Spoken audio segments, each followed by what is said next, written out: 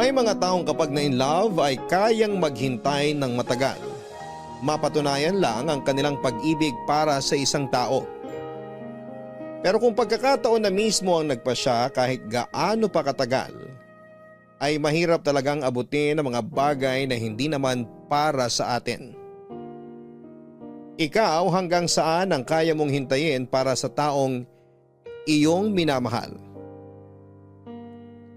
Ang pag-ibig ay hindi minamadali. Sabi nga sa banal na kasulatan, love is patient.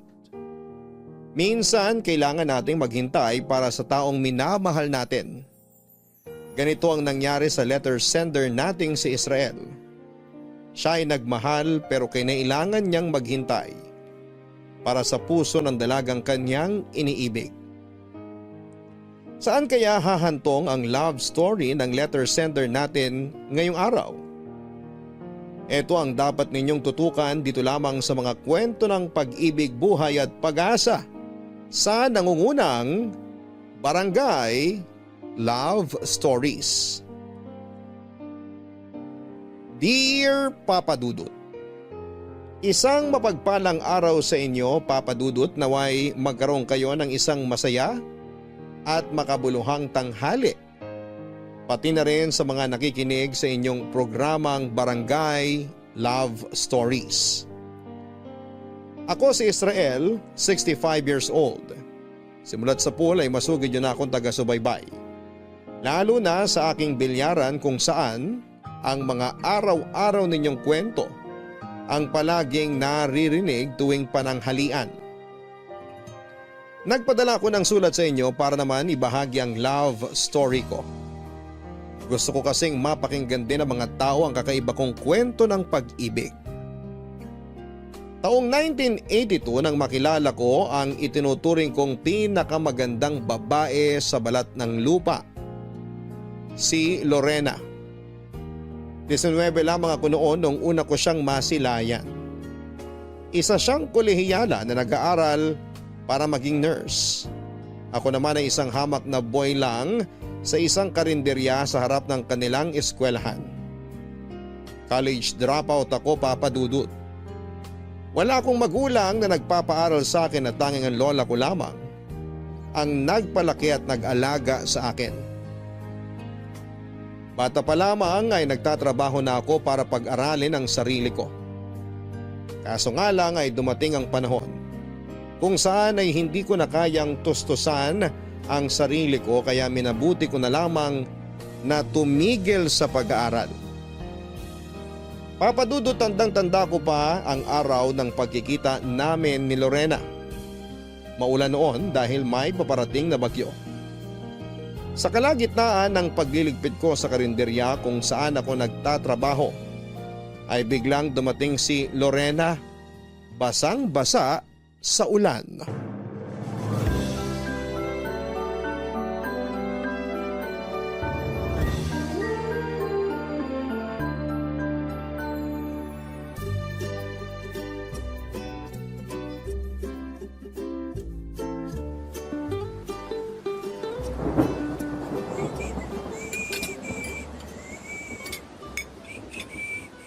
Grabe, ang lakas ng ulan. Kakain po ba kayo, ma'am? Oo sana, kuya. Meron pa ba kayong tinda? Naku, ubos na po ulam namin eh. Paano yan? Hala, wala na ba talaga? Kahit sabaw na lang sana. Wala na po. Na-check nyo na ba yung kabilang karinderya sa kanto? Sarado sila eh. Bakit po kasi late na kayong mananghalian? Naubusan tuloy kayo. Ang dami kasing kailangang tapusin sa school. Tinapos ko muna lahat bago ako nag-break. Wala na ba talaga? May itinabi akong ulam pero para sa akin sana yun. Sige, next time na lang. Pero kung gusto mo, sa'yo na lang. Talaga? Salamat, kuya. Gutom na talaga ako eh. Pero paano ka? Wala ka nang kakainin. Kakain na lang ako sa bahay pag uwi ko mamaya. Maghati na lang tayo. Para naman hindi ako mag-guilty. Wag na. Sandali lang. Ilalabas ko lang yung ulam. Ilang rice ba gusto mo? Isa lang. Ano palang pangalan mo, kuya? Israel. Ikaw? Lorena. 19 pa lang ako, Lorena. Wag mo na akong ikuya. Nakakatanda. Pareho lang pala tayo ng edad. Talaga ba? Oh, ito sabaw, para di ka lamigin. Salamat. Mukhang busy talaga kayo sa school ah. Oo eh. Sunod-sunod na yung pinapagawa sa amin. Patapos na kasi yung semester. Base sa suot mo, nursing kinukuha mo? Oo, first year. Ang dami talagang kumukuha ng nursing ngayon, no? Madami talaga kasi yun ang hanap nila abroad. Totoo ba? So plano mo ring mga ibang bansa kaya ka nag-nursing? Hindi naman. Gusto ko lang talagang maging nurse. Pero kung may opportunity naman sa ibang bansa, bakit hindi, di ba? Oo nga naman. O sige, maiwan na kita para makakain ka na ng maayos. Salamat ulit. Pasensya ka na ha, naagawan pa kita ng ulam. Wala yun. Bunso sa 5 magkakapatid si Lorena. Sundalo ang tatay niya samantalang nurse naman ang kanyang ina. Kumpara sa buhay ko ay mas maayos at may kaya ang pamilya nila. Papadudot magandang dalaga si Lorena. Maihehelera ko siya sa mga tipo nila Dina Vonaby na isa sa mga pinakasikat na artista noong kapanahunan namin. Artistahin kasi ang datingan niya. May pagkatisay, mahabang buhok at malaanghel ang kanyang mukha. Simula ng araw na nagkakilala kaming dalawa ay araw-araw ko nang inaabangan si Lorena sa labas ng eskwelahan nila. Mabuti na lamang at paminsan-minsan ay kumakain sila sa karinderya namin kasama ang mga kaibigan niya. Hindi naglaon ay naging suki na namin sila. Sa araw-araw na pagkikita namin ay nakabuo kami ng pagkakaibigan ni Lorena. Hindi siya maarte sa katawan, papadudot. Mabait siya at palakaibigan. Bagay nga sa kanyang maging nurse dahil marunong siyang makibagay at makisama. Mahaba ang pasensya niya at mahinahon kung magsalita. Dahil sa mga katangiang yon ni Lorena kung kaya na in love ako sa kanya. Simulat sa pool ay alam naman nito na may gusto ako sa kanya. Hindi ko ito itinago, papadudot. Dahil alam kong maraming kalalakihan ang nagkakagusto kay Lorena noon. Baka maunahan pa ako kaya hindi ko na noon pinatagal pa at agad ko siyang niligawan. Kaso nga lang hindi ko alam na kailangan ko pa palang dumaan sa sundalo niyang ama bago ko makuha ang mga kamay niya.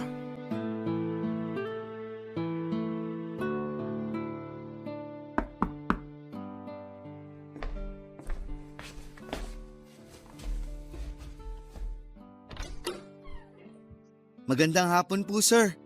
Magandang hapon din. Si Lorena po. Nagbibihis pa. Ikaw yung kasama niyang kakain sa labas? Ako nga po. Anong pangalan mo? Israel po. Israel? Ikaw ba yung nakukwento ng anak ko na nanliligaw sa kanya? Ako nga po. Kita mo nga naman. Hindi talaga nauubusan na manliligaw yung anak ko na yon.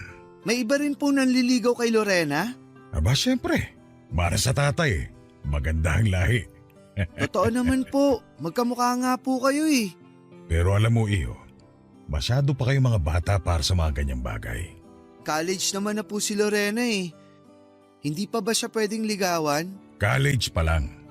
Nag-aaral pa kaya hindi pa talaga pwede. Ikaw ba? Hindi ka ba nag-aaral? Tumigil na po ako eh. Wala po kasi akong pampaaral sa sarili ko. Pero nakapagtapos ka naman ng high school. Opo, hanggang high school lang po tinapos ko. Yan ang sinasabi ko.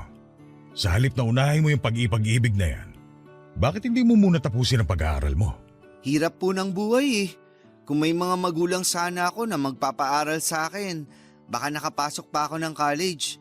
Yung lola ko na lang po kasi ang nagpalaki sa akin eh. Ako wala rin akong magulang.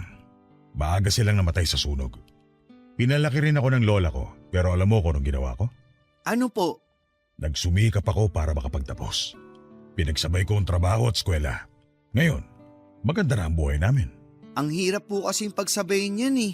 Lalo na kung konti lang naman po sinasahod ko. Eh paano mo maaalagaan ang anak ko kung dyan pa lang, hirap ka na? Mahirap po mga ako eh. Pero sigurado naman po ako na totoo tong nararamdaman ko kay Lorena. Naku iyo, hindi ka mapapakain ng pagmamahal na yan. Ganito na lang ang gawin mo.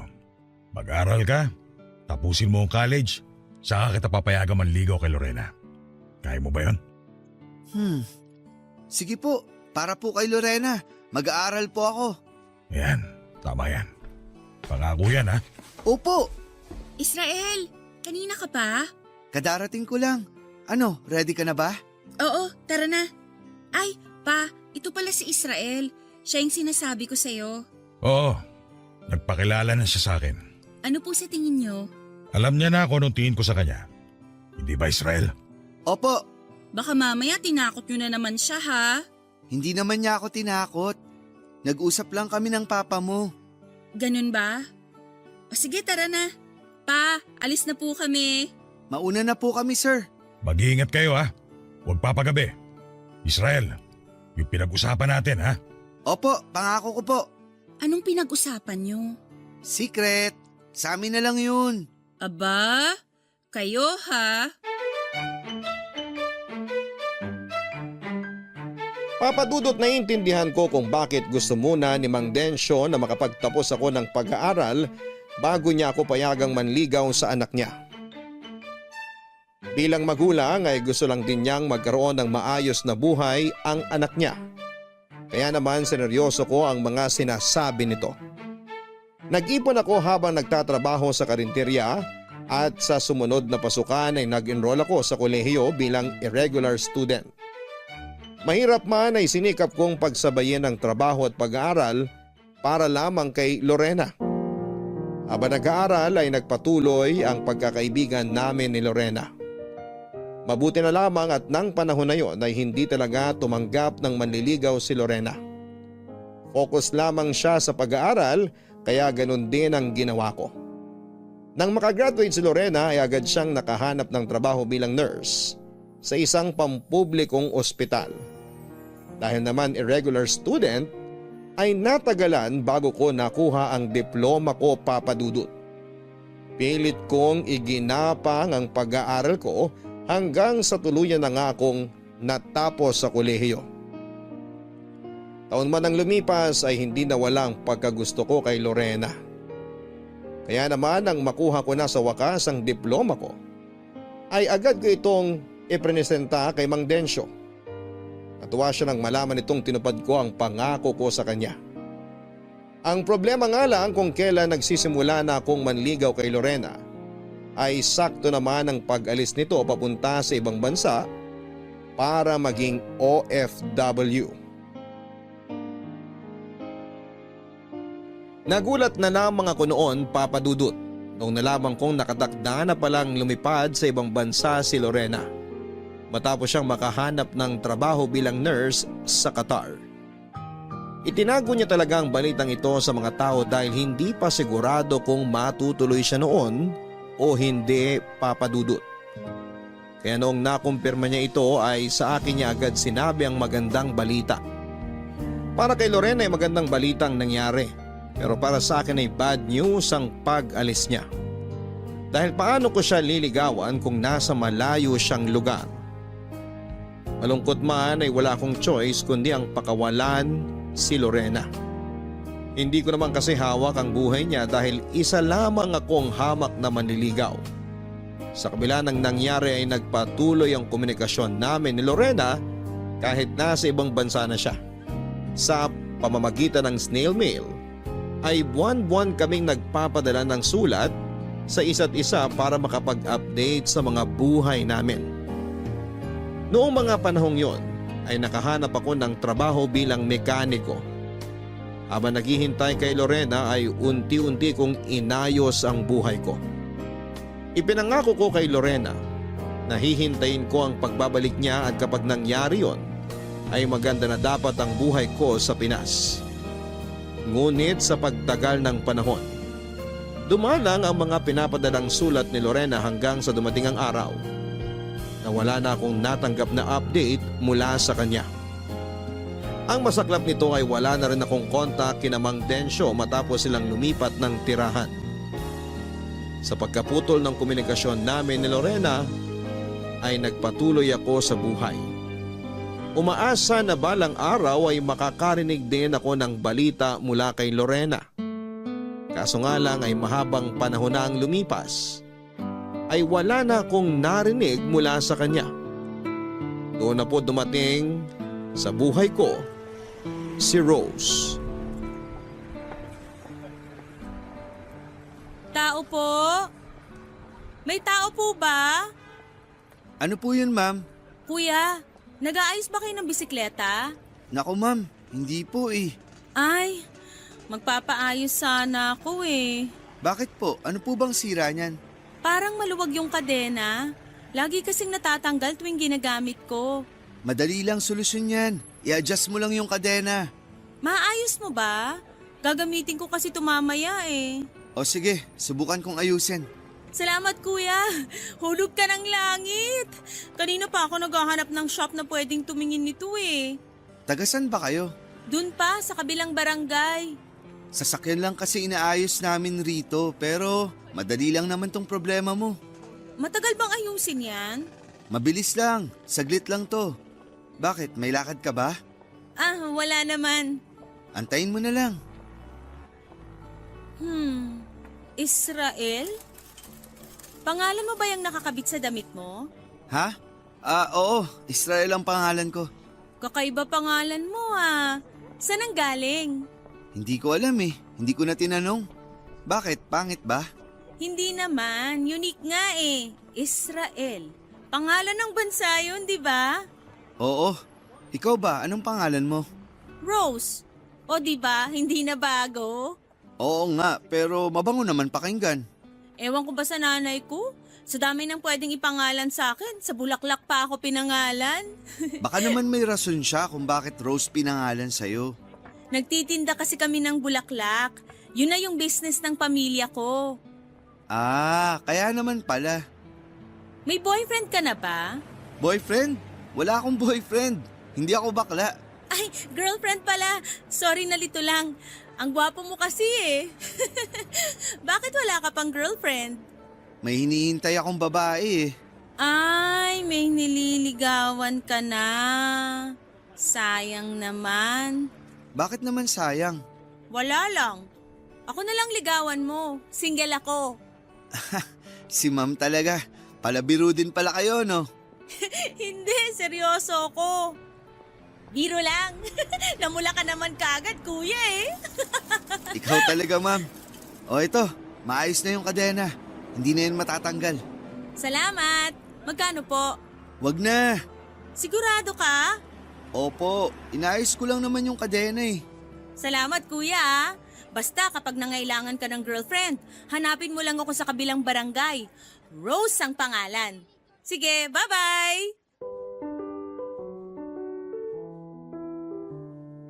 Si Rose ang panganay sa 3 magkakapatid.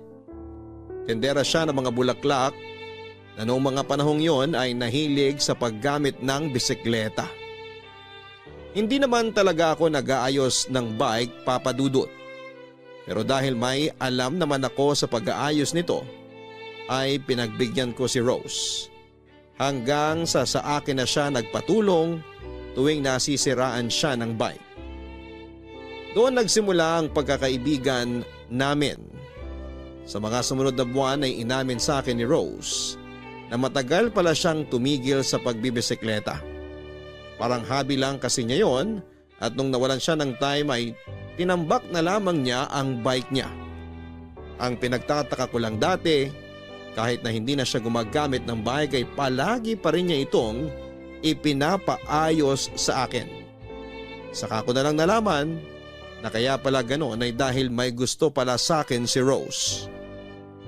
Papadudot loyal ang puso ko kay Lorena at ng mga panahon na yon ay hindi ko tinanggap ang pag-amin ni Rose.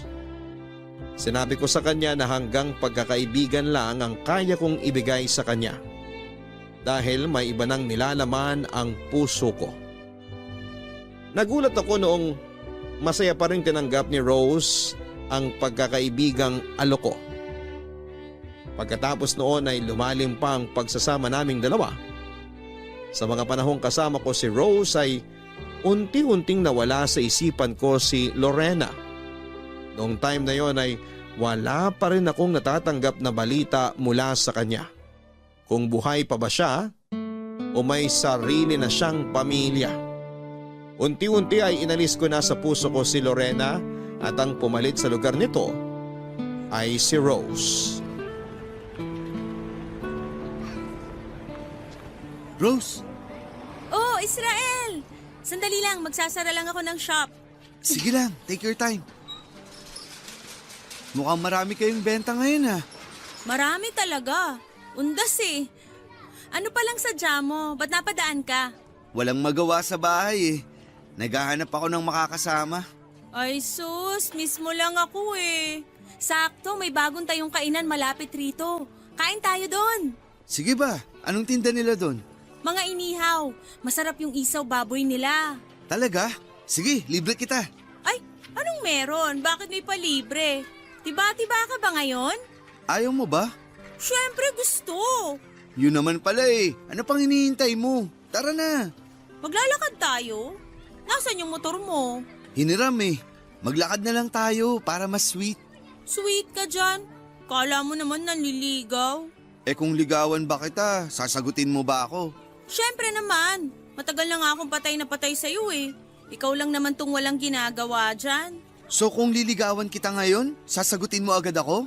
Ang tanong, liligawan mo ba ako? Oo, Totoo? Pues sinasagot na kita. ang bilis naman. Anong gusto mo? Pahabain pa ba natin yung ligawan? Wag na. So, tayo na ba? Ano sa tingin mo? Umuo na nga ako, di ba? Grabe, ganun lang pala manligaw. Sigurado ka na ba talaga dyan na ako ang pinipili mo? Oo naman. Bakit mo naman natanong yan? Paano yung isa? Sinong isa? Yung sinasabi mo nun, yung babaeng hinihintay mo. Yun ba? Wala na yun. Di na nagparamdam Hindi na ata babalik. Paano kung biglang bumalik? Iiwan mo ako? Hindi Kaya nga kita niligawan kasi hindi na siya ang laman ng puso ko. Ikaw na. Ganito pala kiligin? Di ko inaasahan na magiging anniversary natin tong undas. Bakit kasi sa dami pa naman ng araw ngayong November 1 ka pa nanligaw? Di ko naman inakala na sasagutin mo ako agad Matagal na kitang gusto, Israel. Hindi ba obvious na sasagutin kita agad? Pasensya na. Kala ko kasi pahihirapan mo pa ako. Di na uso yun. Gusto mo ipag-igib mo pa ako ng tubig tsaka haranahin Ang luma mo naman? Naninibago lang. First time kong magkanobya Talaga ba? Ako first girlfriend mo? Oo. Parang ang special ko tuloy. Alam mo, dahil special ngayong araw, sa iba tayo kumain. Doon tayo sa mas masarap. May alam ako, malapit lang din. Yung mura lang wag sa masyadong mahal. Oo, lika dito tayo.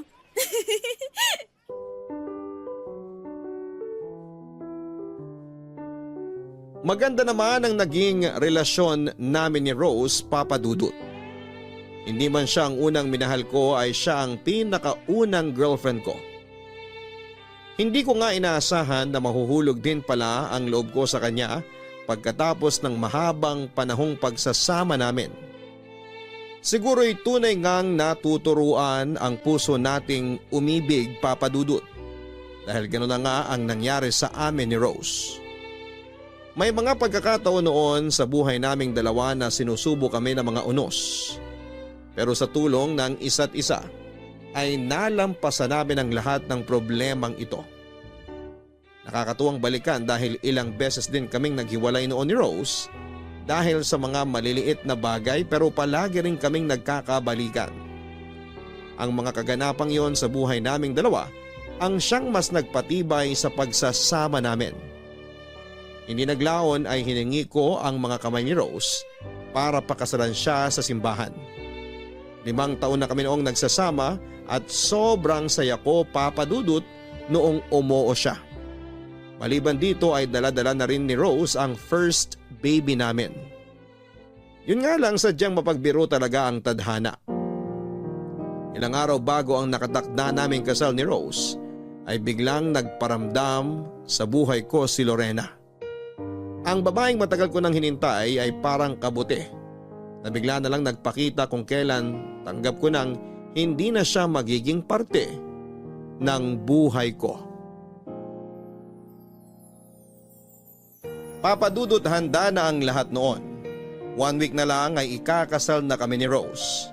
Ready na ang isusuot niyang wedding gown, naka-reserve na ang simbahan pati ang pagdadausan ng reception. Naipadala na ang mga imbitasyon at handa na ang wedding entourage. Hinihintay na lang naming matapos sa mga araw hanggang sa bigla kaming nagkita ni Lorena. Nasa trabaho ako noon at busy sa pag-aayos ng makina ng sasakyan. Nung marinig ko ang boses niyang tumawag sa pangalan ko. Akala ko nga noon ay nananaginip lamang ako. Hindi ko ma-describe kung ano ang nararamdaman ko ng araw na yon. Nagulat, natuwa, na-excite. Nagkanda lito-lito na ang emosyon ko matapos kong muling masilayan si Lorena. Napakalaki ng ipinagbago ng itsura niya, Papa Dudut. Taglay pa rin naman niya ang ganda niya pero makikita na sa kanyang itsura ang paglipas ng panahon. Hindi na tulad ng dati, mas mature na ang kanyang mukha. Naalala ko sa kanya ang tatay niyang si Mang Densyo, kung saan niya nakuha ang ganda niya. Para akong nanumbalik sa nakaraan ng mga oras na yon. Dali-dali ako nagpaalam sa trabaho para makausap ng maayos si Lorena. Inimbitahan niya akong kumain sa labas at doon ay sinagot niya ang mga katanungan sa isipan ko kung ano ang nangyari sa nagdaang mga taon.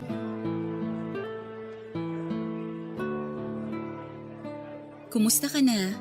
Eto, matanda na. Ikaw ang kamusta na? Di ka na ba nagtatrabaho sa abroad?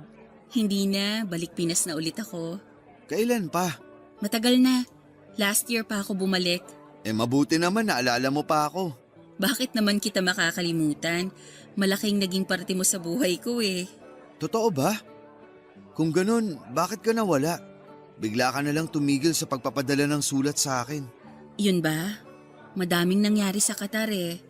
Lumipat ako ng tirahan kasi nasunog yung dorm na tinitirahan ko. Sa sobrang stress ko noon, hindi na kita na-update sa bagong address ko. Pero alam mo naman yung address ko, di ba? Pwede ka namang sumulat ulit. Na-busy na lang din siguro ko. Tsaka gusto kitang sulatan ulit noon. Pero hindi na ako sigurado kung anong nangyari sa'yo. Kung nakapag-asawa ka na ba? Kung nakapagpamilya ka na? Wala pa akong pamilya. Talaga? Pero ikakasal na ako. Ganun ba? Congrats! Pakilala mo naman sa akin yung mapapangasawa mo. Kung gusto mo siyang makilala, pwede kang dumalo sa kasal namin. Next week na yon. Next week na? Sige. Susubukan ko. Ikaw, may pamilya ka na ba? Ako? Wala pa. Pero may boyfriend ka na siguro, no? Wala rin. Wala? Bakit? Huwag mong sabihing hanggang ngayon di ka pa rin pinapayagan ni Mang Densyo na tumanggap ng manliligaw. Hindi Bakit? Ano nangyari? Akala ko kasi may naghihintay pa sa akin. Yun pala wala na. Hindi ko rin naman kasi alam kung may mahihintay pa ako eh. Bigla ka na lang nawala, Lorena. Sorry, hindi ko alam kung paano kita i-approach eh. Parang nahiya na lang din kasi akong magpakita ulit sa'yo. Siyempre, mahabang panahon din na hindi ako nagparamdam eh. Pero bakit ngayon lang? Bakit ngayon ka lang nagpakita? Ngayon lang ako nagkaroon ng tapang eh. Kaso, huli na pala ang lahat. Siguro, may rason kung bakit ganun ang nangyari sa ating dalawa. Baka hindi talaga tayo para sa isa't isa. Siguro nga. Baka ganun nga. Hindi ako ang para sa'yo. Ano palang pangalan ng fiancé mo? Rose, flower shop owner siya. Nakakatuwa naman. Bumagay sa trabaho niya yung pangalan niya. Kaya nga mabait si Rose, makulit nga lang. Masaya ako na may nahanap ka ng babae na mamahalin mo. Congratulations ulit, Israel. Salamat. Sana ikaw rin. Makilala mo na rin ang lalaking para sa'yo. Sana nga. O paano yan? Mauna na ako. Parang naaabala pa kita sa trabaho mo. Pasensya ka na ha. Wala yon. Patapos na rin naman ako sa trabaho kanina. Salamat nakipagkita ka ulit sa akin. Salamat din, Lorena.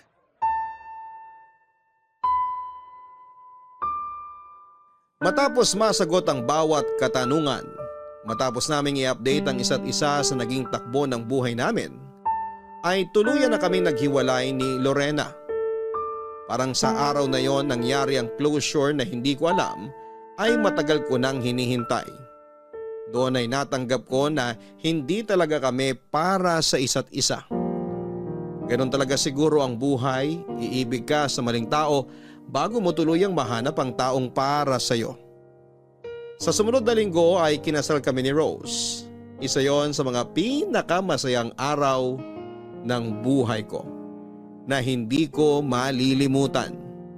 Sumunod ay ang araw kung kailan pinanganak ni Rose ang panganay namin. Papadudot ang buhay mag-asawa namin ni Rose ay masasabi kong katulad din ng mga normal na mag-asawa. May mga araw na sobrang sweet namin sa isa't isa. May mga araw naman na parang wala kaming pake sa ginagawa ng bawat isa. Ganon na talaga ang buhay kapag matagal mo nang kasama ang isang tao. May awayan at tampuhan pero sa huli, mas nananaig ang pagkakapatawaran at pagkakaintindihan sa ngalan ng pamilya namin. Mula sa pagiging mekaniko ay nagpatayo ako ng sarili kong negosyo o papadudot. Isa itong bilyaran samantalang sari-sari store naman ang naisip ni Rose na gawing pangkabuhayan. Sakto dahil ang bahay namin noon ay malapit lang sa eskwelahan. Halos mga estudyante ang naging suki namin na siya nang nagbigay buhay sa maliit naming pamilya. Kontento na ako sa buhay ko noon, papadudot. Mabilis na dumaan ang 10 taon at nanatili pa ring matatag ang pagsasama namin ni Rose.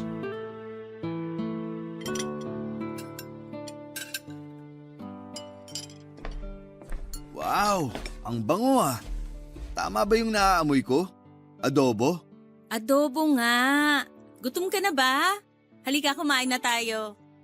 Yung mga bata, Yung isa tulog, yung dalawa nasa labas. hindi na ba natin sila hihintayin? Wag na, mauna na tayong kumain. Matatanda na yung mga yun. Kakain na lang sila kapag ginutom sila. Nagtabi naman ako ng ulam dyan eh. Hirap talaga kapag nagbibinat at nagdadalaga na ang mga anak, no? Palagi na lang silang nasa labas. Hindi na tayo sabay-sabay kumain. Ikaw naman, parang hindi ka dumaan sa pagkabata. Ikaw din naman nung binata ka, lakwatsero ka rin naman eh. Hindi ah. Ay sus! Nakakamiss din pala maging bata, no? Yung mga panahong malakas pa mga buto natin, hindi pa nirarayuma. Masaya din naman tayo ngayon ah. Oo naman, syempre. Pero minsan, napapaisip lang din ako kung ano yung mga bagay na hindi ko nagawa nung kabataan ko. Bakit? Marami ka bang pinagsisisihan na hindi mo nagawa? Marami. Hindi ako nakapasyal. Hindi ako nakabili ng mga bagay na uso noon. Yung mga pagkakataon na hindi ko nagawa at nasayang dahil hirap sa buhay. Pwede mo pa rin namang gawin yan ngayon eh. Kung sa bagay, Sa relasyon natin, wala ka bang pinagsisisihan? wala. Masaya ako sa relasyon nating dalawa ngayon. Ano namang pagsisisihan ko? Meron ba dapat? Baka lang naman meron. Rose, masaya ako na ikaw ang napangasawa ko. Pero ni minsan ba, hindi mo natanong yung sarili mo kung ano kayang nangyari kung hindi tayo nagkakilala nung araw na nagkita tayo? Paano kung si Lorena ang nakatuluyan mo? Si Lorena? Bakit naman biglang napasok si Lorena sa usapan natin? Alam ko naman na si Lorena ang nilalaman ng puso mo nung nagkakilala tayo. Alam ko yun, ramdam ko. Pero hindi ako galit. Kailanman hindi ako nagalit at hindi ako magagalit kahit nasabihin mo pang mas mahal mo si Lorena. Bakit hindi ka magagalit? May karapatan kang magalit kasi ikaw ang asawa ko. Kasi tanggap ko ang katotohanan na may mas nauna sa akin. At okay lang yun. Ang mahalaga naman kung kanino ka napunta at sa akin yun. Hindi ko alam kung bakit si Lorena ang tumatakbo sa isip mo ngayon. Pero gusto ko lang malaman mo, Rose, na ikaw ang babaeng minamahal ko. Wala nang iba. Hindi si Lorena. Ikaw. Ikaw ang pinili ko. Ikaw lang. Huwag na nga nating pag-usapan yung mga hindi natin nagawa noon kasi wala naman ang magbabago eh. Ang pag-usapan na lang natin yung ngayon. O sige, pasensya ka na kung ano-anong naiisip ko kasi. Tanggalin mo na sa isip mo yung mga bagay na yan. Past is past. Hayaan na lang natin sa nakaraan yung mga bagay na yan.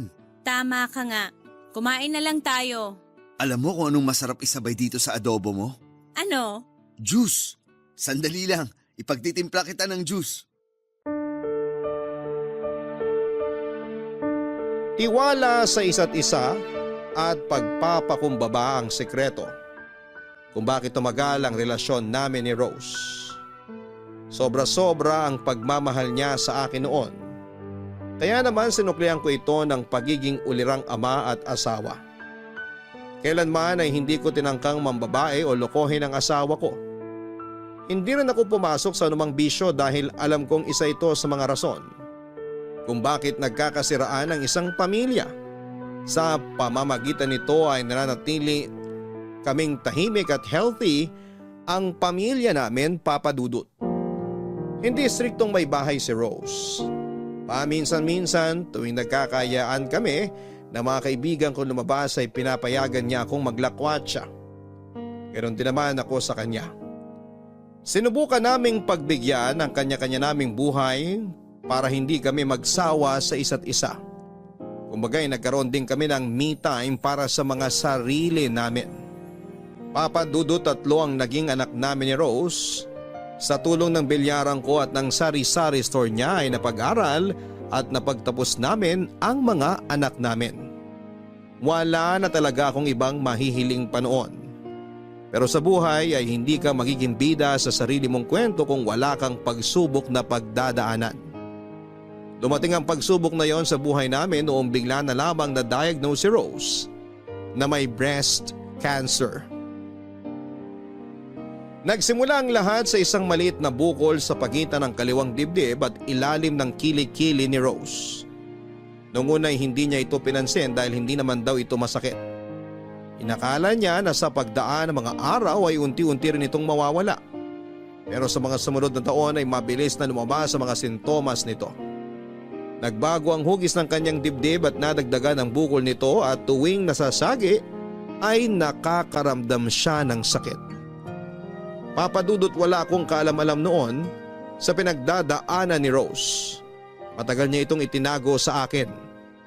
Sa nagdaang taon ay inindalang ni Rose ang sakit na nararamdaman niya. May takot kasi sa ospital si Rose. Kailanman ay hindi niya nasubukang magpa-ospital. Maging noong mga anak siya ay sa bahay niya ito ginawa sa tulong ng isang midwife. Pero noong hindi na talaga niya makayanan ang sakit na nararamdaman niya ay nagpadala na siya sa espesyalista.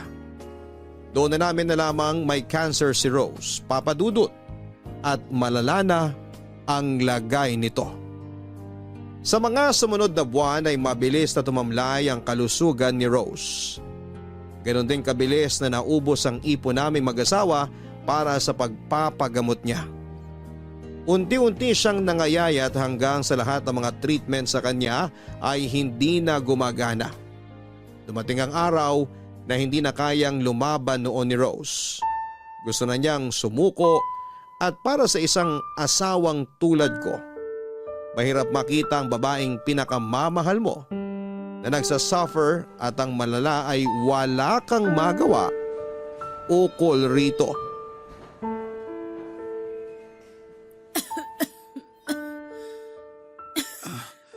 Rose, okay ka lang ba? Okay lang ako. May kailangan ka? Gusto mo ng tubig? Hindi, salamat. Matulog ka na uli. Ikaw, bakit gising ka pa? Hindi ka pa ba matutulog? Hindi ako madalaw-dalaw ng antok. Tsaka ilang minuto na lang papunta na rito yung nurse na nagra-rounds para i-check ang BP ko. Aantayin ko na lang muna yon bago ko magpahinga. Kung may kailangan ka, sabihin mo lang sa akin ha. Wala naman akong kailangan. Pero may gusto ako. Anong gusto mo? Gusto mo bang kumain? Sabihin mo lang, ibibili kita ng pagkain. Gusto ko nang sumuko, Israel. Rose naman. Pagod na ako eh. Pagod na yung katawan ko. Pagod na yung isip ko. Pagod na lahat. Kung pwede lang sanang i-fast forward tong sakit ko para matuluyan na ako, gagawin ko eh. Bakit naman ganyan sinasabi mo? Iiwan mo na ako. Kami ng mga anak mo. Bibitaw ka na lang basta. Wala naman tayong laban eh. Nandito ako sa ospital hindi para magpagaling kundi para pahabain lang yung buhay ko. Pinapahaba lang ng mga doktor yung paghihirap ko. Pinapatagal lang nila yung pagkamatay ko. Rose, hindi ka mamamatay. Mamamatay ako. Yun ang totoo kaya hanggat maaga pa, tanggapin na natin yun. Hanggat humihinga ka pa, hanggat nagsasalita ka pa, hanggat patuloy na tumitibok yung puso mo, hindi ako titigil sa paglaban. Sana ganun ka rin. Alam ko mahirap tanggapin, pero kailangan nating harapin ang katotohanan na darating din yung araw na mawawala ako. Oo, darating din yun, pero hindi pa ngayon. Mabubuhay ka pa ng matagal. Israel, Ano yun? salamat. Huwag kang magpasalamat sa akin. Trabaho ko bilang asawa mo ang bantayan at alagaan ka. Hindi yun ang tinutukoy ko. Nagpapasalamat ako sa'yo sa pagpili mo sa akin. Ha? Anong sinasabi mo? Alam kong hindi ako ang mahal mo. Pero ako yung pinili mo. Pinili mo kong pakasalan. Sinamahan mo kong bumuo ng pamilya. Maraming salamat. Rose, mahal kita. Alam ko at mahal na mahal din kita. Masaya ako kahit na pangalawa lang ako sa puso mo. Masaya ako kasi kahit ganun, hindi mo pinaramdam sa akin na second choice lang ako. Israel, alam ko na kailanman hindi naalis sa puso mo si Lorena. Pero gusto kong malaman mo na naiintindihan kita. Sapat na binigay mo sa akin ang pinangarap kong buhay. Ikaw ang dahilan kung bakit hindi ako natatakot mamatay. Ikaw ang dahilan kung bakit kontento na ako sa buhay. Rose, Kaya ngayon, nararapat lang din na bumawi ako sa'yo. Sa araw kung kailan babawiin na ng Panginoon ang buhay ko, yun din ang araw na pinapalaya na kita. Deserve mong sumaya, mahal ko, kaya pinapakawalan na kita para hanapin ang babaeng totoong minamahal mo.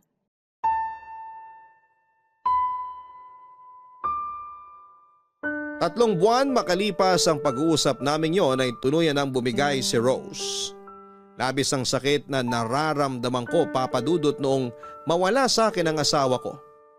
Naawa ko sa mga anak ko na bigla na lamang nawala ng pagkakataong makasama ang ina nila ng mas mahaba pang panahon.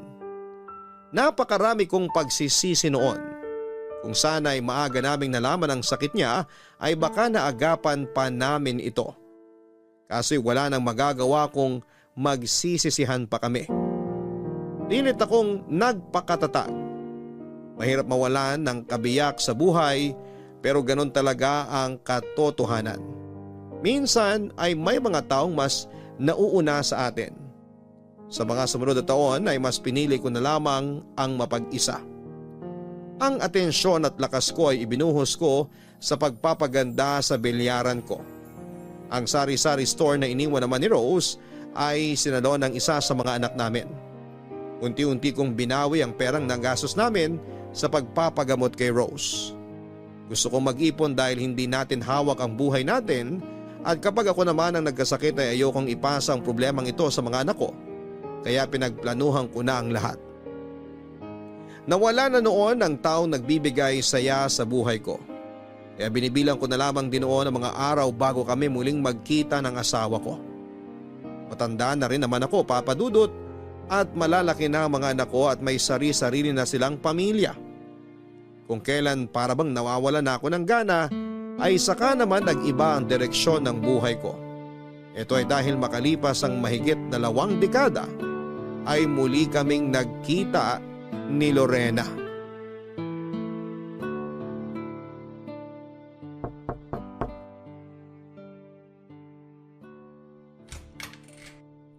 Israel? Mabuti naman, hanap na rin kita sa wakas. Anong ginagawa mo rito? Binibisita ka. Pero, paano mo nahanap tong bahay ko? Libre lang naman magtanong eh. Aaminin ko, natagalan at nahirapan akong hanapin ka.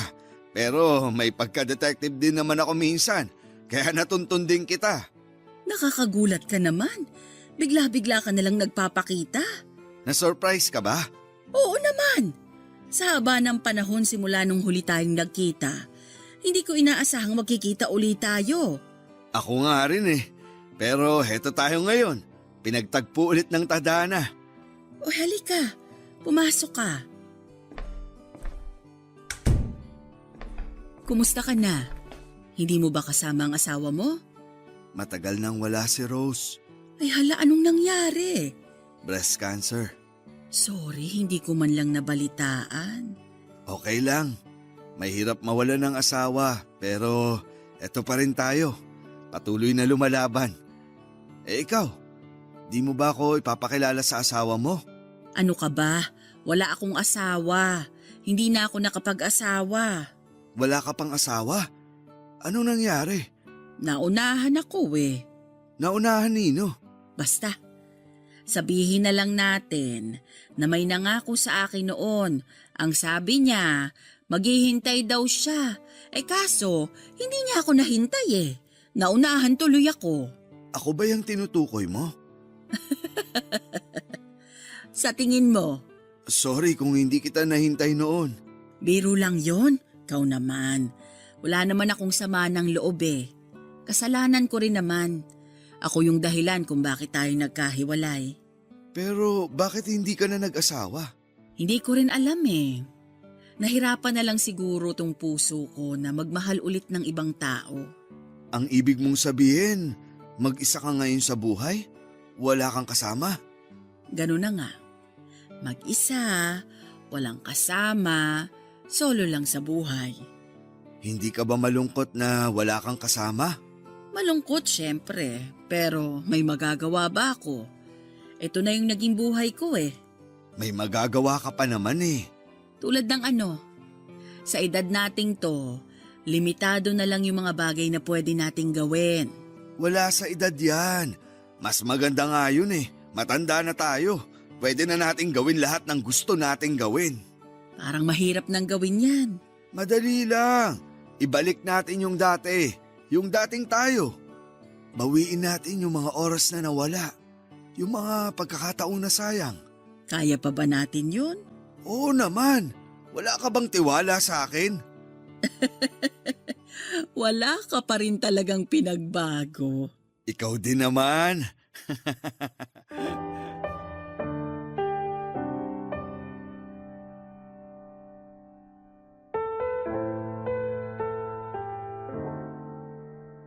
Sa muling pagbabalik ni Lorena ay biglang nagkaroon ng kulay ang madilim na buhay ko, Papa Dudut. Ang kalungkutang naramdaman ko dahil sa pagkawala ni Rose ay pinawi lahat ni Lorena. Ibinalik namin ang pagkakaibigan naming dalawa kahit magkalayo kami ay dinadayo pa namin ang isa't isa para lamang magkasama kaming dalawa. Masaya ako, Papa Dudut, na nabigyan ulit ako ng pagkakataong makasama si Lorena. Sa edad kasi namin ay mahirap nang bumagay sa makabagong henerasyon. Hindi na kami makarelate sa kung ano ang bago. Kaya naman masarap sa pakiramdam na may kaidaran ako kung saan ay pareho kami ng interes at pagkakaintindi sa buhay. Hindi naglaon ay naisipan kong ituloy ang matagal ko nang inaasam kay Lorena. Niligawan ko siya, Papa Dudut. Hindi man kami nagkatuluyan o mga bata pa kami sa pagkakataong ito. Oras na siguro para ituloy ang naudlot naming kwento. Sinagot ako ni Lorena at netong taon lang ay kinasal kaming dalawa. Pagkatapos nito ay lumipat na ng bahay si Lorena at tumira sa akin. Sakto dahil bumukod na rin ang bunso kong anak kasama ang asawa nito, kaya hindi na ako maiiwang mag-isa, Papa Dudut. Ito po ang love story ko. Maraming nangyari, maraming aral. Muli, magandang araw po sa inyo. Ang inyong forever kapuso at kabarangay, Israel. Mga kabarangay, ang pag-ibig ay parang roller coaster. Dadalhin ka nito sa rurok ng kaligayahan at kasabay nito ay maaari ka ring mapunta sa pinakailalim. Ano't ano paman. Kahit kailangan mo makipagsapalaran sa ngalan ng pag-ibig ay sigurado kung worth it din naman ito sa dulo. Kaya naman sa mga kabarangay nating hanggang sa ngayon ay nananatili pa ring single, huwag tayong mawala ng pag-asa dahil ang bawat ipinapanalangin natin sa buhay natin ay darating din sa tamang panahon. Hanggang sa muli, ako po ang inyong si Papa Dudut sa mga kwento ng pag-ibig, buhay at pag-asa sa Barangay Love Stories number 1.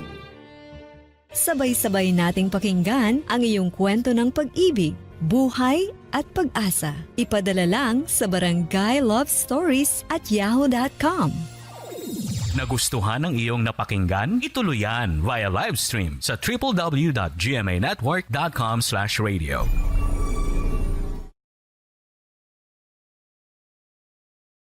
Ang mga kwento ng pag-ibig, kwento ng buhay at kwento ng pag-asa dito sa Barangay Love Stories.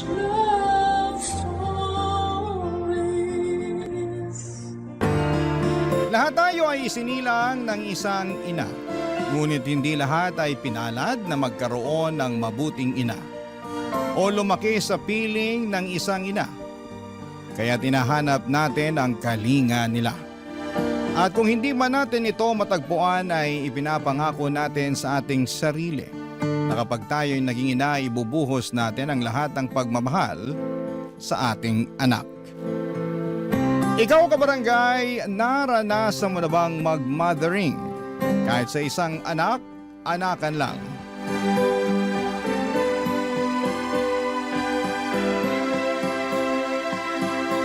Dear Papa Dudut, makulay na tanghali po mga kabarangay. Sana po ay mapili po ninyo, Papa Dudut, ang aking kwento para itampok sa Barangay Love Stories. Alam po ninyo ay fan na fan niyo po ako. At lately ay pansin ko pong pumapayat po kayo.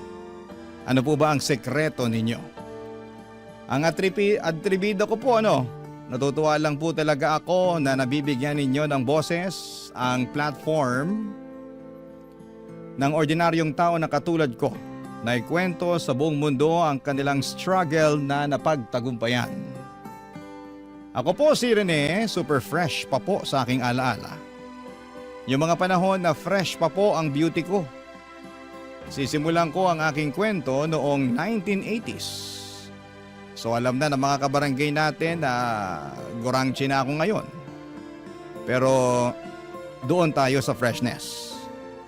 Noong mga panahon kasing yon ay sobrang tabu pa po ang pagiging out and loud ng mga bakla. Kaya karamihan sa mga kabaklaan society ay kloseta. Paminta ang aura. Ganon din ako. Pinipilit kong maging pamen pero hindi talaga kaya ng powers ko na pigilan ang totoo kong pagkatao. Para kung bulkang gustong sumabog at ipagsigawan sa lahat na maganda ako at gawa ako ng Diyos. Mahal niya ako kasi binigyan niya ako ng talino at face card. Bakit ko nasabi? Kasi consistent ang honor ko noong estudyante pa lamang ako, Papa Dudut. At tuwing fiesta ay kinukuha akong escort ng reyna-reynahan na paeksena kasi cute daw ako. Hindi nila alam na ang bet ko ay ang maging isang reyna. Proud ang parents ko sa utak ko pero ang motherland ko alam na alam niya na hindi lalaki ang uniko iho niya. Isa po akong magandang prinsesa na gustong magkajowa ng isang gwapong Prince Charming. Kaya galit si nanay sa akin, wala daw siyang anak na bakla. Nakakahiya, hindi ako makaakyat sa langit. Pero paano ba akyatin ang langit, Papa Dudut? Pinipigilan ko kung sino talaga ako. Kalimutan yung maging masaya para sa sarili ko at hindi ko na lang titingnan ang crush kong si Enrique. Ganun ba yon, Papa Dudut? Sobrang gwapo po talaga ni Enrique. Kaya kapag siya ang kaharap ko, ako si Rena Bella. Hindi ba ang sosyal pakinggan? Alam nyo, ilang gabi kong pinag-isipan kung magtatapat ako sa kanya. At dumating nga ang araw na hindi ko nakayanan. Sinabi kong gusto ko siya pero straight talaga si Enrique at ang sabi niya ay hindi niya ako pwedeng maging jowa kasi bakla ako. Lalaki pa rin ako. Gusto niya ay babae lang kaya sobrang na-hurt ako, Papa Dudut. Pero ilang linggo lang ay nakabawi ulit ako kasi hindi naman niya ako iniwasan. Ganon pa rin ang treatment niya sa akin pero may kaunting nagbago na gustong gusto ko naman. Kapag kami lang dalawa ay wala siyang pakialam kung niyayakap ko siya. Hanggang sa may kababalaghang nangyari sa aming dalawa na sobra kong kinaligaya. Ganito pala ang feeling, Papa Dudut. Parang lumipad ako sa langit pero ilang araw lang ay lumagapak ako sa lupa. Dahil kumalat ang chismis tungkol sa aming dalawa sa nangyari sa amin. Sa pagsuko ko ng bataan ko at hindi ito nakaligtas sa radar ng nanay ko.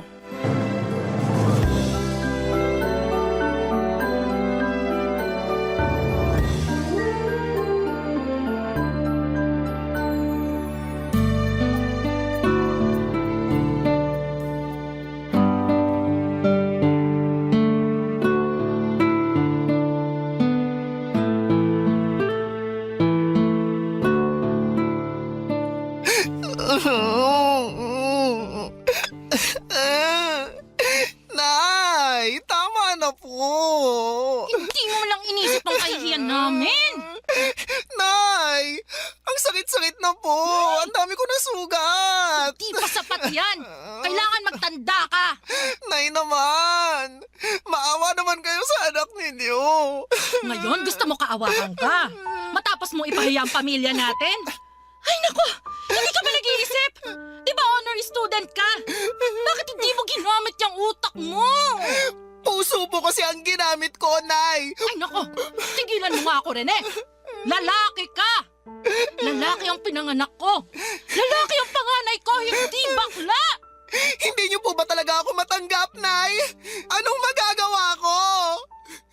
Bakla po talaga ako. Tigilan mo na. Di ka bakla. Alam mo kung malalaman to ng tatay mo? Naku, hindi lang bugbog ang aabutin mo. Mas malala pa rito.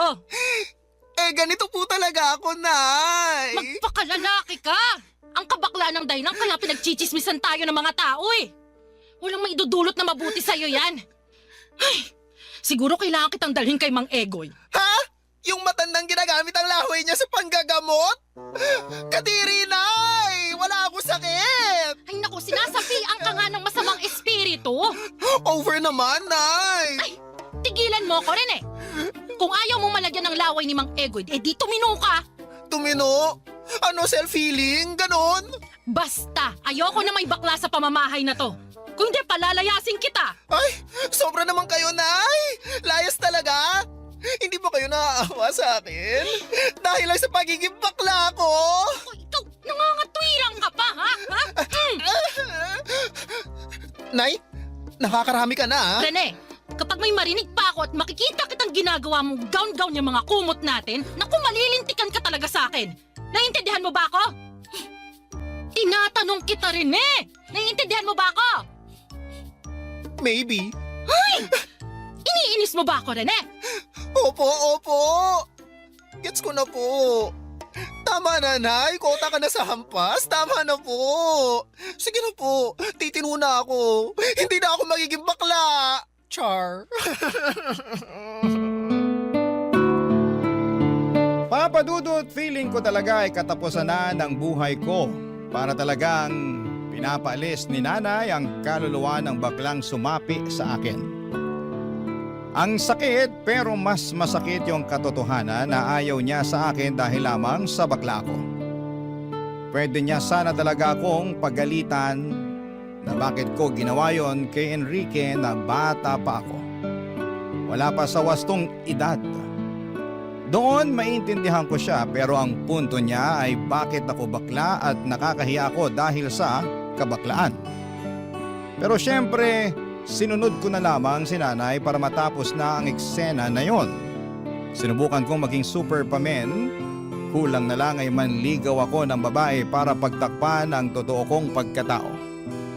Sobrang hirap at alam ko kung bakit ako naghihirap dahil sa mga tsismosang nagpakalat ng magandang tagpo sa amin ni Enrique. Ang kaibigan kong ahas, si Carol. Nagulat talaga ako nang nalaman kong sa kanya pala galing ang lahat. Sa mga kwento pala talaga may mga subkontrabida. Siyempre si nanay ang main kontrabida ko kasi lahat na lamang ay bawal. Hindi ko tuloy at hindi niya ako tunay or feeling ko tuloy ay hindi niya ako tunay na anak. Puro sermon at pananakit lang ang inaabot ko sa kanya dahil sa nag-iisang dahilan. Bakla ako. Pero itong si Carol sobrang pakialamerang frog. Akala ko ay kakampi ko siya at akala ko ay mapagkakatiwalaan ko siya pero sinaksak niya ako ng patalikod. Para siyang mangkukulam na ayaw maging masaya ang isang prinsesang katulad ko, Papa Dudut.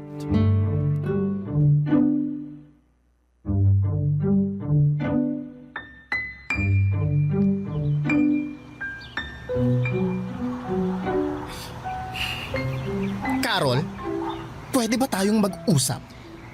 Orne, anong pag-uusapan natin? Ba't ganyan ang ayos mo? Tsaka, bakit ganyan kang makatingin? Diretsahan na to ha. Galit ako sa'yo. Ano? Bakit? Ay, maang-maangan? Amnesia? Walang maalala? Bakit ako naririto? Tigilan mo ako ha? Eh, ano ba kasing ginawa ko sa'yo, ha? Bakit mo pinagkalat? Bakit mo sinabi sa ibang tao yung tungkol sa amin ni Enrique? Ano? Napipi ka ba? Nakita mo ba yung mga pasa ko? Yung mga sugat ko? Yung iba tingnan mo, hindi pa naghilom! Binugbog ako ng nanay ko dahil sa kagagawan mo! Eh, hindi ko na kasalanan yan. Ay! Walang accountability! Eh, bahala ko dyan. Ay! Huwag mo ako tatalikuran, Carol! Gusto mo ipagkalat ko rin yung kalandian mo? Hoy! Hindi ako malandi, ah! Ay, nagsalita? Banal yarn? Gusto mo isa-isahin ko? Rene, pwede ba tigilan mo ako? Ikaw na ang backstabber na feeling Santa. Ano ba ang motibo mo para i-chismis mo kami ni Enrique, ha? Dahil ba gusto mong mauwi sa impyerno ang buhay ko? Ganun ba? Gusto mo ng impyerno? Hindi kita sasantuhin! Pwede, sige, saktan mo ako! Isusumbong kita! Ay, mahilig ka talaga sa ganyan, no? Sumbongerang palaka! Bakit? Dahil ba mas matalino ako sa'yo? Na kahit anong gawin mo, mas mataas pa rin ang grades ko? Kasi hindi mo kaya ang utak ko at ang galing ko sa mga art project? Alam mo, nakakaawa ka kasi hindi ka lumalaban ng patas. Oo na, ikaw na ang magaling, pero bakla ka pa rin. Ayun! Wow! Grabe ang argument!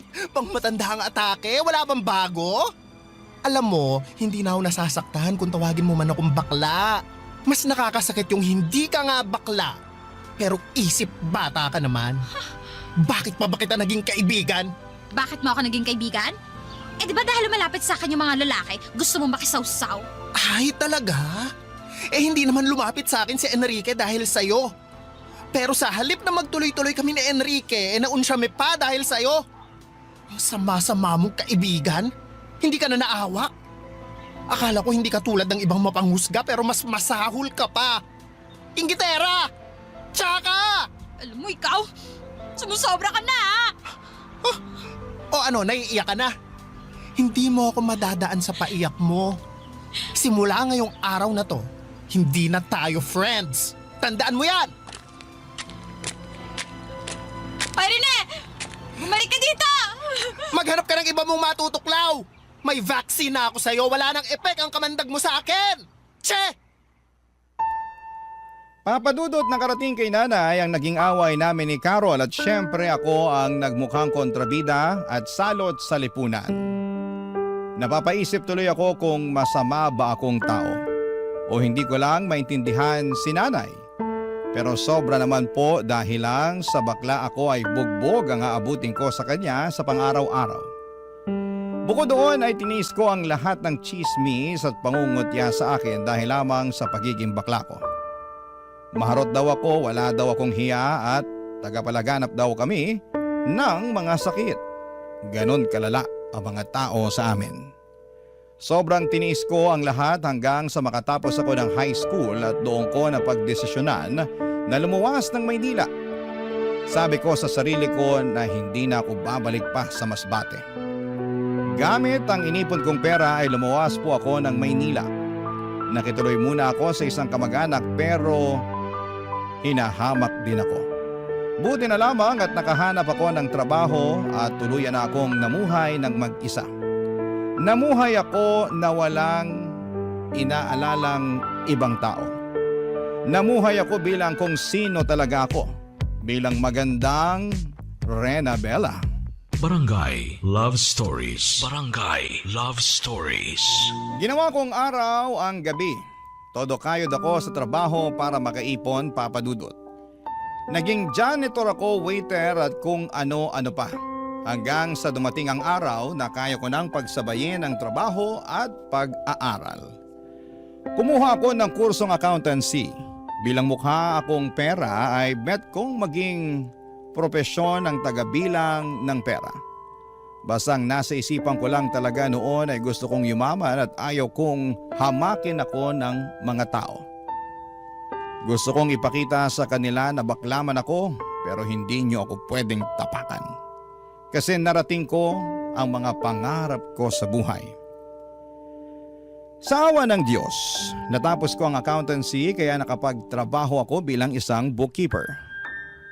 Kahit professional na ako ay hindi pa rin nawawala ang mga bully dahil lamang sa kabaklaan ko.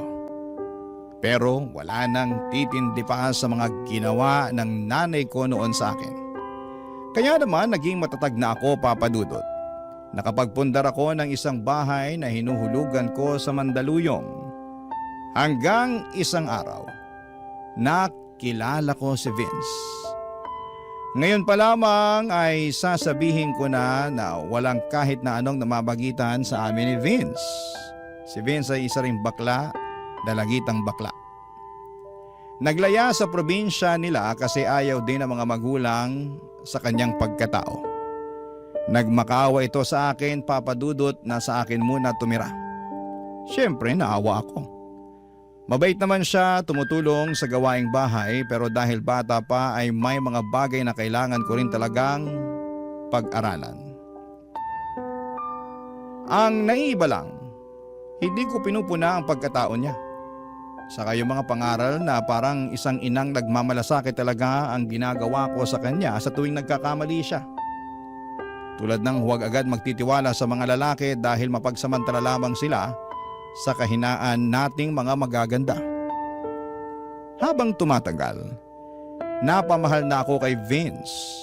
Tinuring ko siyang anak, kaya todo support ako para mapaaral siya.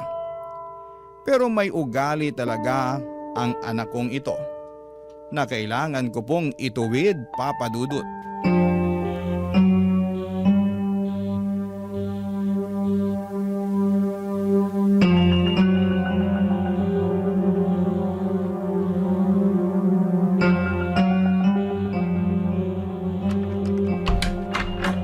Anong ginagawa mo? Nangungupit ka? Mother. Vince, bakit mo to ginagawa? Sagutin mo ko. Hindi pa ba sapat ang ginagawa ko sa'yo para ganituhin mo ako? Pinagnanakawan mo ako ng pera? Sorry, Mother. Ilang beses mo na tong ginawa, ha? Kaya pala nawawalan ako ng pera dahil ninanakawan mo ako? Eh tayong dalawa lang dito sa bahay.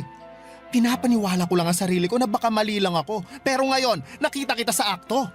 Mother, sorry. Palalayasin mo na ba ako? Hoy Vince, huwag mo akong idaan sa paawa. Hindi ko sinabing palalayasin kita. Pero bakit ka nangungupit? Hihiya po kasi ako sa inyo eh. Gusto ko po sanang manood ng concert. Vince naman. Sorry po talaga, Mother. Sana sinabi mo na lang sa akin. Nahihiya po kasi ako eh. Hindi naman po basic needs yun eh. Pinaaral mo na nga po ako eh. Pinapakain. Tinuturi na parang anak mo. Kaya parang kalabisan po kung hihingi pa po ako sa inyo. Eh ang pagnanakaw. Hindi ba mas kalabisan yon? Mother, sorry po talaga. Mabuti na lang at nalaman ko ng maaga. Paano kung masanay ka na? Magiging normal na lang sa'yo ang magnakaw. Gawin mo ang madaling paraan para makuha ang gusto mo. Kung tinuturing mo akong totoong mother, hindi ka gagawa ng kalabisan na katulad nito. Mali po ako. Mali po talaga yung ginawa ko. Huwag na huwag mong ugaliing maging sinungaling at magnanakaw, Vince, ha? Oo, bakla tayo. Pero hindi tayo sinungaling at magnanakaw. Hindi ako nahihiya sa pagiging bakla ko. Ang dapat mahiya yung nagnakaw at nuknukan ng sinungaling. Mother, pasensya na po. Sorry po talaga. Aalis na lang po ako. O aber kung aalis ka, saan ka naman pupunta? Maghahanap po siguro ng trabaho. Hindi ko po alam. Hindi, huwag kang umalis. Po? Ipangako mo sa akin at sa sarili mo na hindi mo na uulitin pa to. Masama ang manloko ng kapwa. Masama ang maging buhaya. Ayaw kong magpalaki ng buhaya. Ang gusto ko, matinong tao. Naiintindihan mo ba?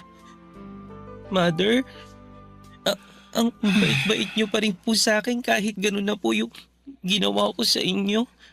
Paprangkahin na kita, ha? Red flag talaga ang ginawa mo pero napamahal ka na sa akin eh.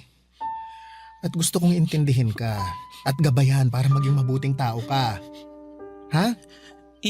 Yes, Mother. Magiging mabuting tao po ako. Huwag lang sa salita, ha? Gawin mo, Vince. Gawin mo! Yes, Mother Renabella. Ay! Go, Vina! Hindi pwedeng buwakelya ang baklush na pretty!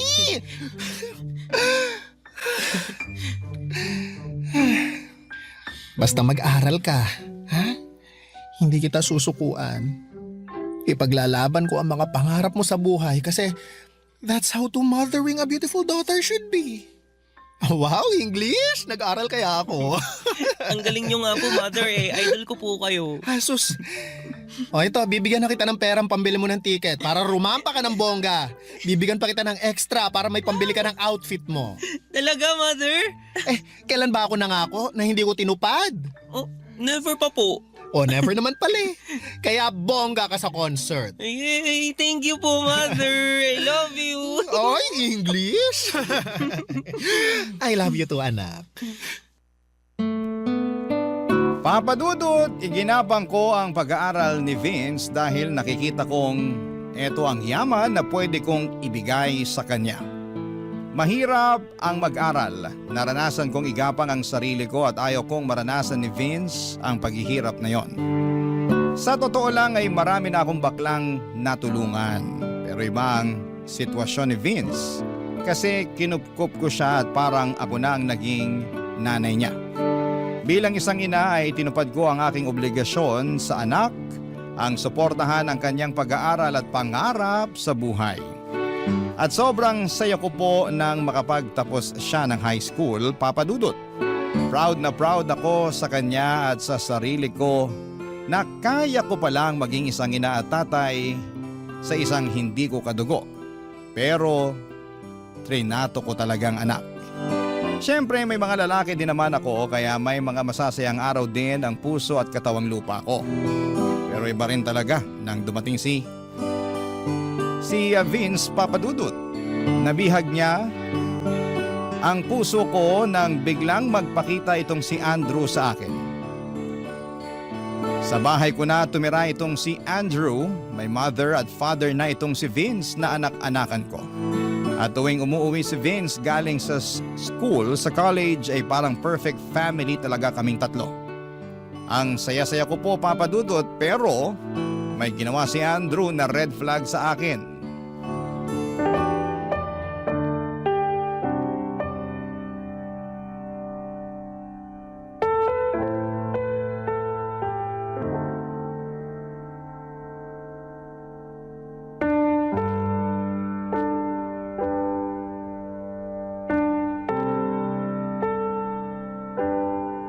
Andrew, Han, bakit ka nangupit? Bakit mo ginalaw yung ipon ko? Han, kasi Ang ayaw ko, yung sinungaling na nga, magnanakaw pa. teka lang. Ano kasi Han eh?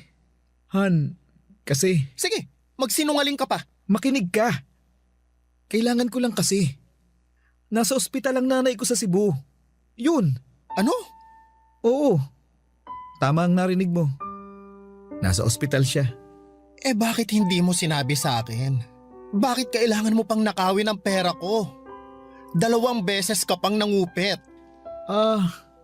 Sorry na. Aaminin ko, nagkamali ako.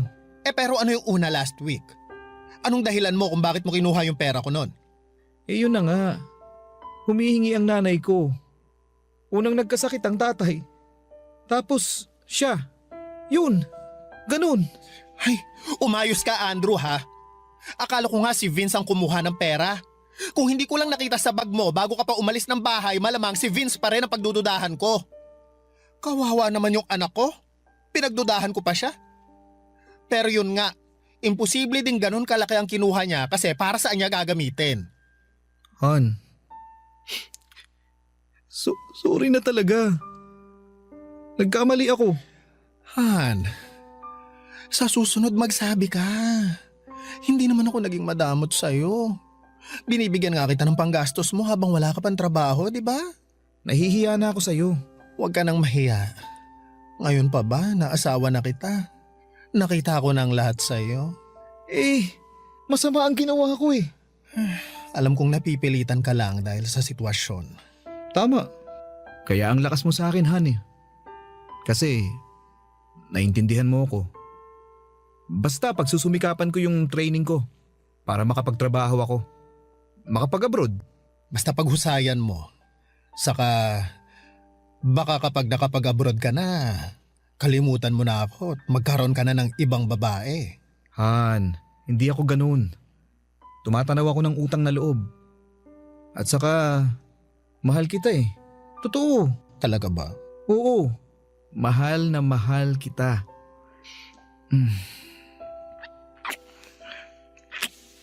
Ay, Han, hindi ko kayang mawala ka sa piling ko.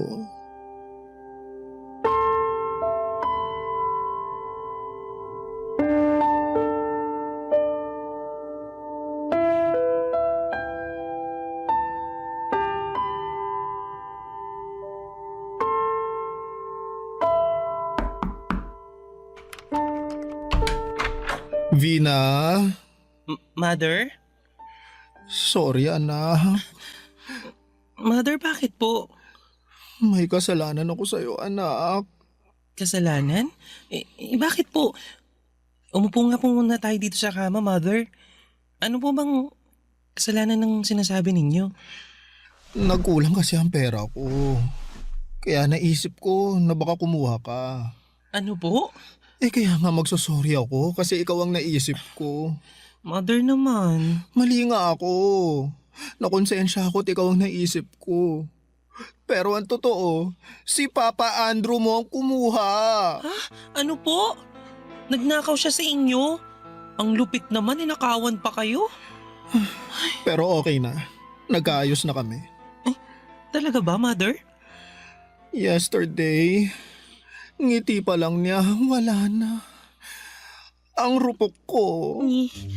Iba talaga, in fairness. Well, yummy naman si Papa Andrew. Truly, ang muscles, ang face, ang performance, pang opera. Mapapanganga ka talaga ng bongga. Mother, ha? Mukhang nandidiri ka. Baka ikaw, may nililihim ka na sa akin. Over? Wala po ako nililihim. Ano naman po ang nililihim ko sa inyo? Love life. Mother, wala pa. Gusto kong graduate muna ng college. Hard to get tayo, ganon. Talaga? Yes. Vina, hindi kita pinagbabawalang magka-BF, ha? Kaya ayokong maglihim ka. Mother, kung magkaka-BF man po ako, ikaw agad ang unang makaka-nose. Pero, Ano-ano, ha? Rampa-rampa lang po muna. Hindi po ako pwedeng magka-Andrew tulad mo. Uunahin ko po muna magka-diploma. Ay, very good. Ganyan nga. Hindi talaga ako nagsisisi na inampon kita. Proud ako sa'yo, anak. Proud na proud ako sa'yo.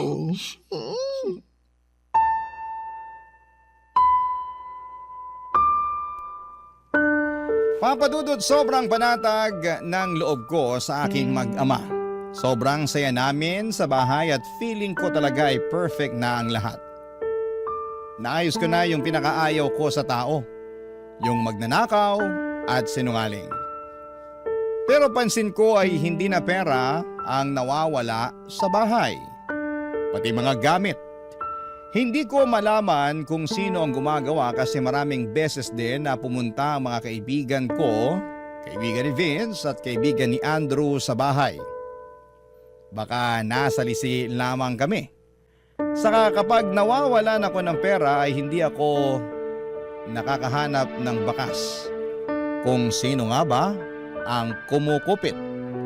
Kaya naman nagpalagay na ako ng CCTV sa kwarto nang hindi nila alam para malaman ko kung sino ang nagnanakaw. Pero sobra po akong nasaktan sa aking mga nakita. Nagpatira pala ako ng buwaya sa bahay. Ang lala na pala kasi araw-araw akong niloloko. Araw-araw akong pinapaniwala na pamilya ang turing sa akin at hindi ako pinagsasamantalahan. Pero nagkamali ako, Papa Dudut. May mga bagay siguro na hindi mo talaga hawak. At darating na lamang ito at magdadala ng sakit sa puso mo. Akala ko talaga na magiging maayos na kaming tatlo. Na parang ang bahay-bahayan naming laro ay totohanan na. Pero hanggang laro lang pala talaga ang lahat. At tulad ng mga laro ay may talo. Mukhang talo ako dito, Papa Dudut. Barangay Love Stories. Barangay Love Stories. Papa Dudut, kailangan kong magpakatatag at lumaban pa rin. Marami na akong pinagdaanan para hindi ko kayanin ang dagok na ito sa buhay ko. Isang kagimbal-gimbal ang nalaman ko. Nangungupit pa rin si Andrew ng pera at huling-huli ko ito sa CCTV. Ang niyayakap ko pala tuwing gabi ay isang kawatan at sinungaling. Kung titignan ay mabait naman si Andrew sa akin. Nabibigay niya ang pangangailangan ng katawang lupa ko. Nilalambing niya ako, niyayakap at naiisip ko na ganito talaga siguro kapag bakla. May mga lalaking talagang mapagsamantala at ginagamit ang kahinaan namin. Ilang araw din akong hindi nakatulog. Hindi ko siya makumpronta kasi ayaw kong mawala siya sa akin. Nasanay na ako na siya lang ang lalaki sa buhay ko. Kaya hinahayaan ko na lamang. Papa Dudu, tuwing pumapasok ako sa trabaho ay napapanood ko sa app ko sa phone ko ang kuha ng CCTV. Dito na ako nagtataka kasi bakit pumapasok si Andrew sa kwarto ng anak ko. Nagnanakaw din ba siya? Hanggang sa iba na ang kutob ko. Pinalagyan ko na rin ng CCTV ang kwarto ni Vince. Hindi nila alam na may CCTV na pala ang loob ng bahay. Doon ko nalaman na may relasyon ang dalawa. Kaya nung nakita ko sa akto ang ginagawa nila ay dali-dali akong umuwi ng bahay para mahuli silang dalawa, Papa Dudut.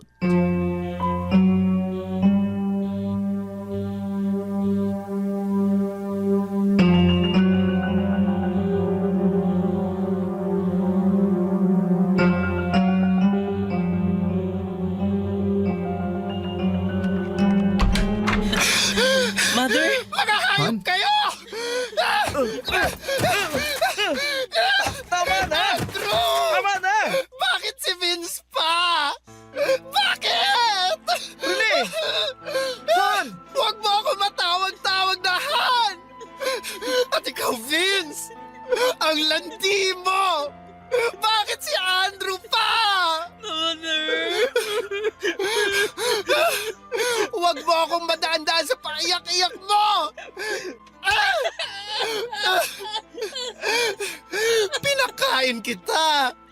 binihisan, ginawang tao.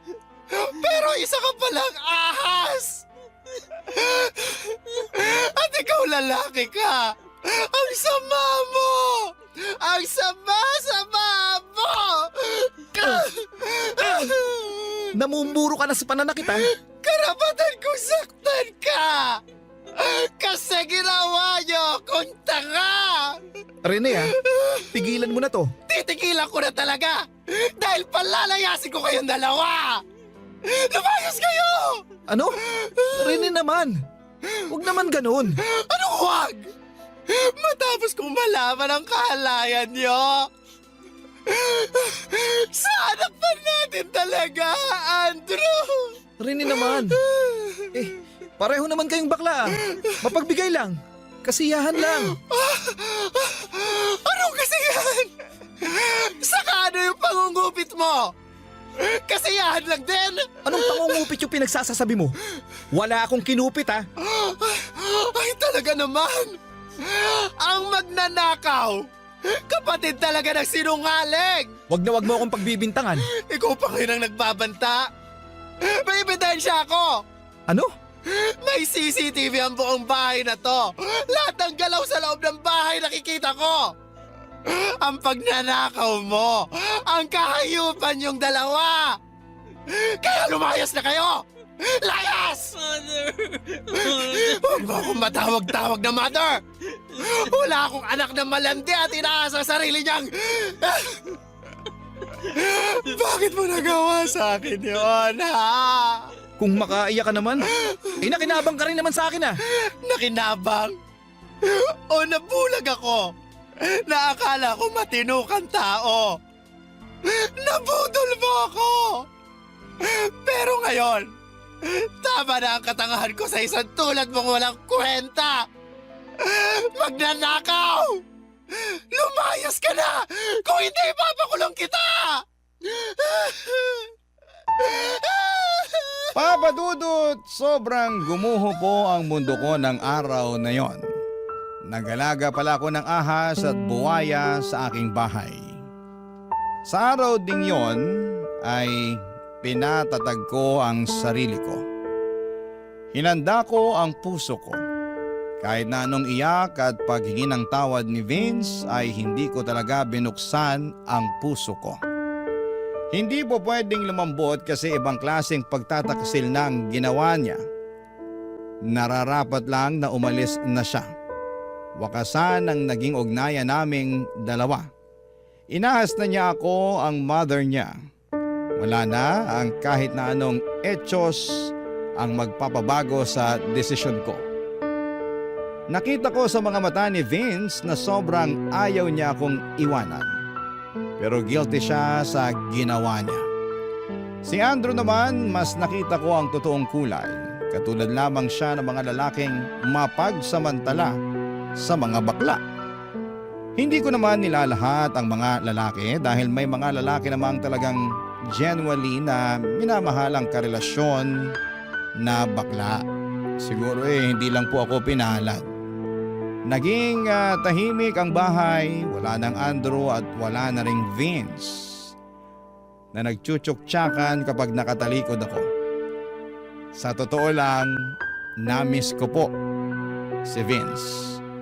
Umiiyak ako kasi nasasayangan ako sa kanya. Pero ginusto niya ang ginawa niya, ginusto niyang lokohin ang nag-iisang baklang nagpaka-mother sa kanya. Matapos ang halos 1 linggo ay bumalik si Vince, nagmamakaawa at humihingi ng patawad sa akin, Papa Dudut.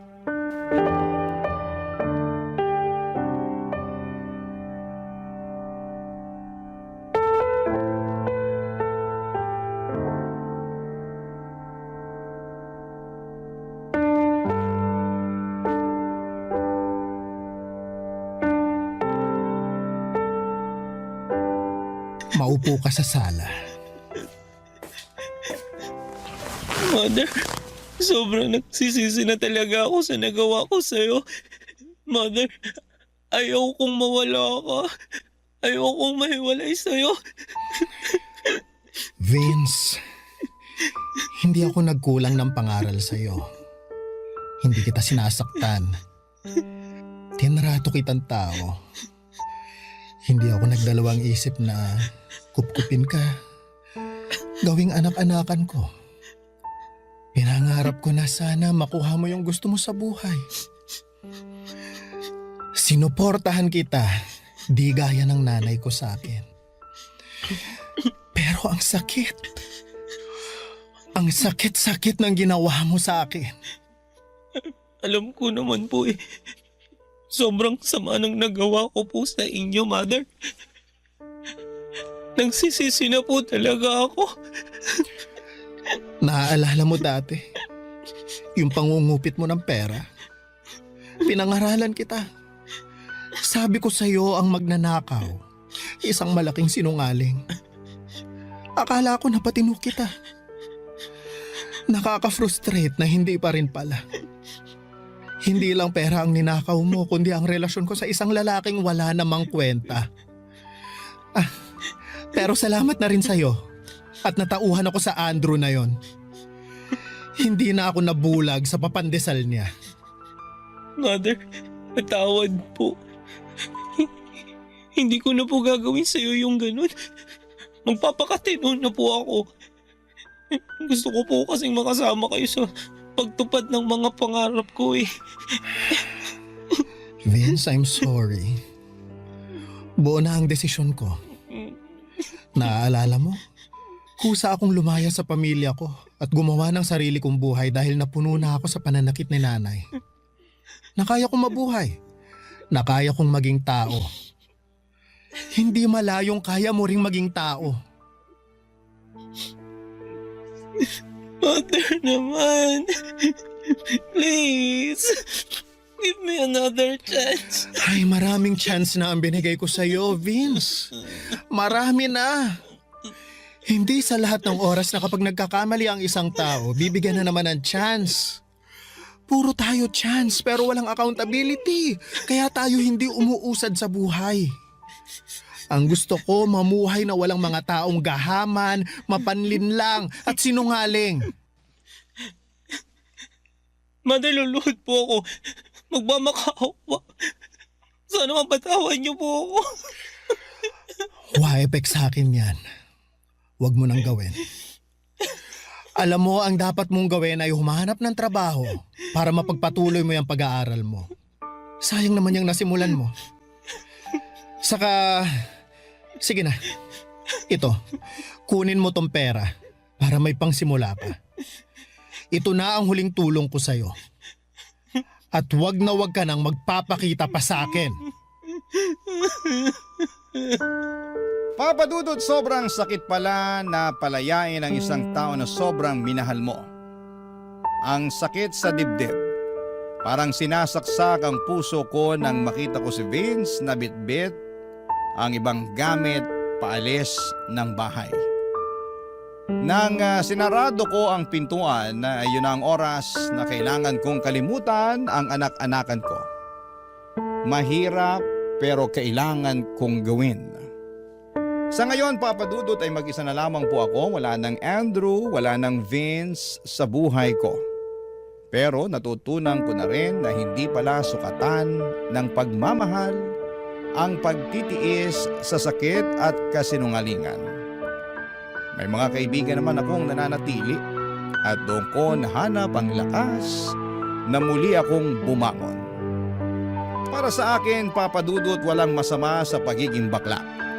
Hinding-hindi ko ikakahiya kung sino po ako.